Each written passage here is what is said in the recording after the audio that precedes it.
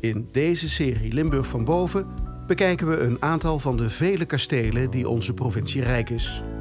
Monumentale panden met een rijke historie. Vandaag laten we opnieuw onze drone met camera opstijgen in Gratum. Na kasteel Ten Hove vandaag de blik op kasteel Groot Buggenum.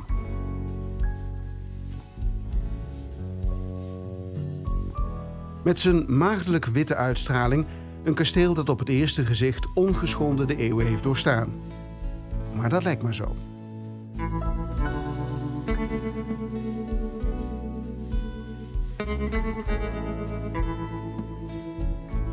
Groot Buggenum is net als veel andere kastelen herbouwd op de fundamenten van een middeleeuwse voorganger.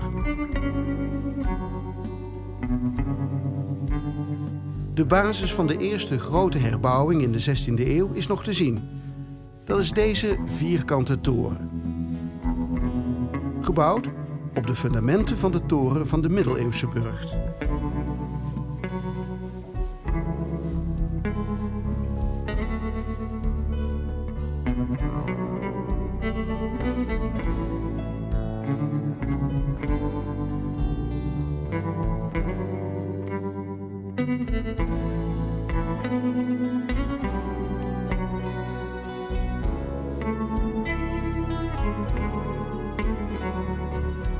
Nadat de Franse soldaten van Napoleon het kasteel in brand hebben gestoken, moet Groot Buggenum in 1889 opnieuw grotendeels worden herbouwd.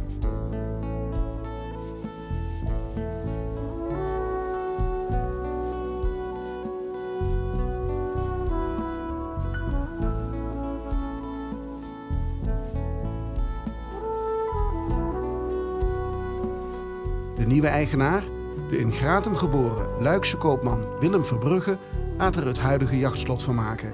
Helemaal in Maaslandse renaissance-stijl.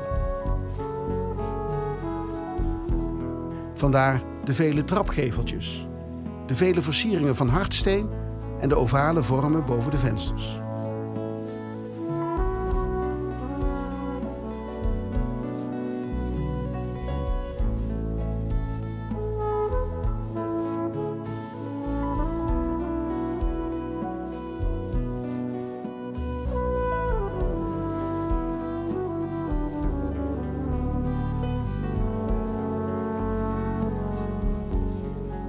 Binnen de ommuring van het kasteel is een werkelijk sprookjesachtige tuin aangelegd, compleet met fonteinen en waterpartijen.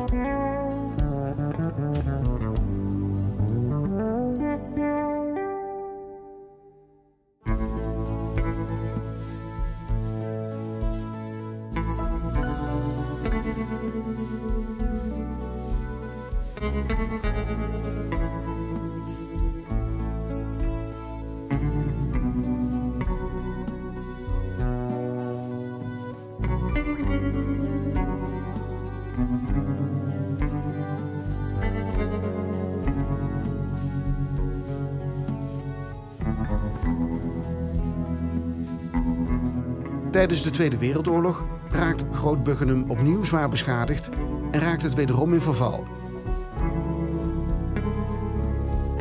Na restauratie in 1971 wordt het kasteel uiteindelijk geschonken aan de provincie Limburg.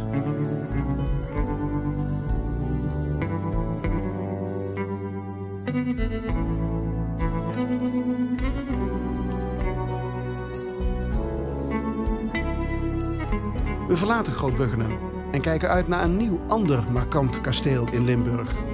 Te zien in de volgende aflevering van Limburg van Boven.